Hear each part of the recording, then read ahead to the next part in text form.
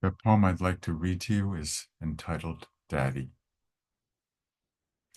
Daddy, you never seemed to love me much when I was just a kid, drowned in drink, uncomfortably numb. You never took much notice of the times I'd go and come. It hardly seemed to matter what I did. You never seemed to care when Mommy beat me with a belt and caved in when she had you beat me too. And though you looked despondent, when you finally were through, you still seemed unconcerned with how I felt. You watched her go ballistic when a glass of milk was spilt, looked away, or poured yourself some gin, as if you were unconscious of the hell that we were in, too numbed by booze to feel any guilt. We watched your marriage on that sexless king-size bed unfold, boob tube on, exchanging not a word.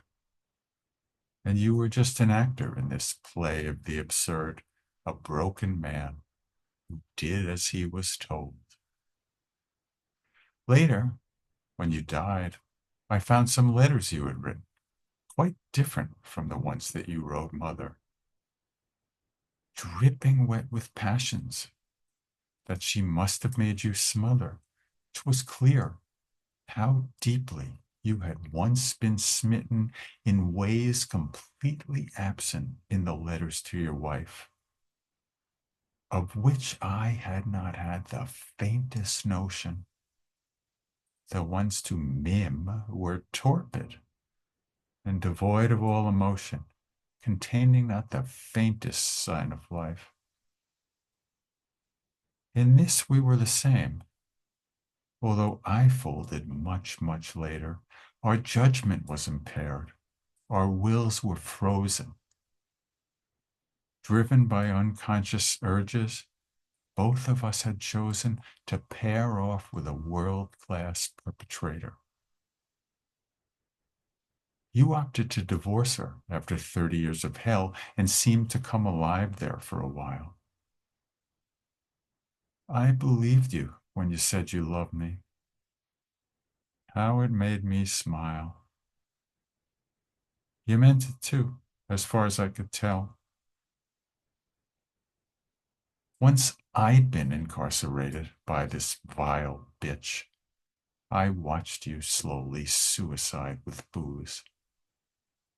If only you had warned me, if you'd recognized the ruse.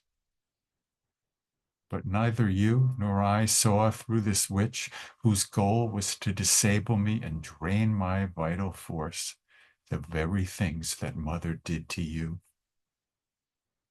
But unlike you, the sad result was once that she was through, I was left too weak to seek divorce. I loved you so much, Daddy.